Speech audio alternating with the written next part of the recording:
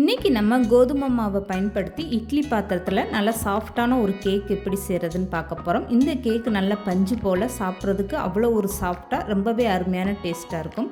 வீட்டில் இருக்கக்கூடிய பொருட்களை பயன்படுத்தி இந்த கேக்கு ரொம்பவே அருமையாக செஞ்சிடலாம்.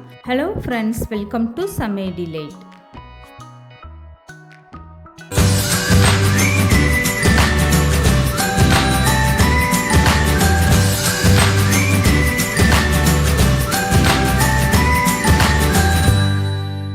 இப்போ இந்த கேக்கு செய்கிறதுக்காக ஒரு அகலமான பாத்திரம் எடுத்துக்கோங்க. இதில் 3/4 கப் அளவுக்கு காய்ச்சி ஆற வச்ச பால் சேர்த்துக்கோங்க. இது கூடவே 1/2 கப் அளவுக்கு சர்க்கரை சேர்த்துக்கோங்க. இப்போ இது எல்லாமே சேர்த்து ஃபஸ்ட்டு ஒரு டைம் நல்லா கலந்து கொடுத்துருங்க. இந்த சர்க்கரையை நான் பவுட்ரு பண்ணலை, அதனால் இந்த மாதிரி பால்லே நல்லா இப்படி கரைச்சி விட்டுருங்க. இதுக்கப்புறமா 1 கப் அளவுக்கு கோதுமை மாவு சேர்த்துக்கோங்க. எந்த கப்பில் கோதுமை மாவு அளந்து எடுக்கிறீங்களோ அதிலே 1/2 கப் அளவுக்கு சர்க்கரை, அதிலே 3/4 கப் அளவுக்கு பாலும் சேர்த்துக்கோங்க. இப்போ கோதுமை மாவை சேர்த்துட்டு ஒரு டைம் இந்த மாதிரி நல்லா கலந்து கொடுத்துருங்க. மாவில் கெட்டிகள் எதுவுமே இல்லாத அளவுக்கு ஒரு டைம் ஃபஸ்ட்டு இந்த மாதிரி நல்லா கலந்து கொடுத்துருங்க. இப்போ நான் 1/2 கப் அளவுக்கு காய்ச்சி ஆற வச்ச பால் எடுத்திருக்கேன். இதில் பாதி பாலை சேர்த்துட்டு ஒரு டைம் நல்லா கலந்து கொடுத்துடலாம். இந்த கேக்கு செய்கிறதுக்காக 1 கப்பு கோதுமை மாவுனா மொத்தத்துக்கே இந்த பாலோட அளவு பார்த்திங்கன்னா 1/4 கப் அளவுக்கு காய்ச்சி ஆற வச்ச பால் எடுத்துக்கோங்க. இப்போ கொஞ்சம் பாலை சேர்த்துட்டு இந்த மாவை ஒரு டைம் இப்படி கலந்து கொடுத்துருங்க. இதுக்கப்புறமா 1/2 ஸ்பூன் அளவுக்கு பேக்கிங் பவுடர் சேர்த்துக்கோங்க. இது கூடவே 1/4 ஸ்பூன் அளவுக்கு ஆப்ப சோடா சேர்த்துக்கோங்க. இந்த கேக்கில் நம்ம தயிர் முட்டைன்னு எதுவுமே சேர்க்க போகிறதில்ல. இப்போ மீதம் இருக்க 1/4 கப்பு பாலையுமே இதில் சேர்த்துட்டு 1/2 ஸ்பூன் அளவுக்கு ஏலக்காய் பொடி சேர்த்துக்கோங்க. உங்ககிட்ட வெண்ணிலா எசன்ஸ் இந்த மாதிரி இருந்தால் நீங்கள் எசன்ஸ் கூட சேர்த்துக்கலாம்.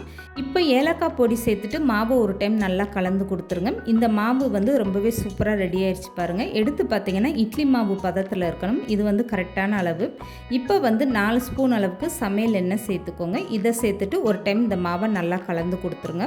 அவ்வளோதாங்க, கேக்குக்கான மாவு ரொம்பவே சூப்பராக தயாராகிடுச்சு. வீட்டில் இருக்கக்கூடிய பொருட்களை மட்டுமே வச்சு இந்த கேக்கு ரொம்பவே அருமையாக தயார் பண்ணிடலாம். இப்போ கேக்குக்கான மாவு ரெடி ஆயிடுச்சு. இதுக்கப்புறமா ஒரு இட்லி தட்டு எடுத்துக்கோங்க. இந்த தட்டில் கொஞ்சமாக எண்ணெய் தடவி வச்சுக்கோங்க. இப்போ இதுக்கு மேலே கொஞ்சமாக நீங்கள் கோதுமை மாவை இப்படி தூவி விட்டுருங்க. இதுக்கப்புறமா கலந்து வச்சுருக்க கேக்கு மாவை எடுத்துகிட்டு இட்லி தட்டில் ஊற்றுங்க. இட்லி தட்டு முழுவதுமே நீங்கள் மாவு சேர்க்கக்கூடாது. இட்லி தட்டில் பாதி அளவுக்கு மட்டும் மாவு சேர்த்துக்கோங்க. அப்போ தான் உங்களுக்கு கேக்கு வெந்து வரும்போது நல்லா புஷ்ஷுன்னு மேலே எலும்பி வரும். இட்லி தட்டு முழுவதும் நீங்கள் மாவு சேர்த்துட்டிங்கன்னா அப்போ கேக்கு வெந்து வரும்போது உங்களுக்கு மாவெல்லாம் வெளியில் வடிய ஆரம்பிச்சிடும். அதனால் எப்போதுமே இந்த மாதிரி குழியில் பாதி அளவுக்கு மட்டும் நீங்கள் மாவு சேர்த்துக்கோங்க. இப்போ கேக்கு மாவெல்லாம் சேர்த்ததுக்கப்புறமா இதுக்கு மேலே நீங்கள் விருப்பப்பட்டீங்கன்னா முந்திரி பருப்பு பாதாம் பருப்புன்னு இப்படி கட் பண்ணிவிட்டு சேர்த்துக்கோங்க. அது கேக்கில் பார்க்குறதுக்கு ரொம்ப அழகாக இருக்கும். சாப்பிடும்போதுமே நல்ல ஒரு டேஸ்ட்டாக இருக்கும். இப்போ இந்த கேக்கை வேக வச்சு எடுக்கிறதுக்கு வீட்டில் உள்ள இந்த மாதிரி ஒரு பழைய பாத்திரமாக எடுத்துக்கோங்க. இதுக்குள்ளே ஒரு ஸ்டாண்டு போட்டு இட்லி பாத்திரம் மூடியை போட்டு அப்படியே ஒரு 10 நிமிஷம் நல்லா சூடாக வச்சுருங்க.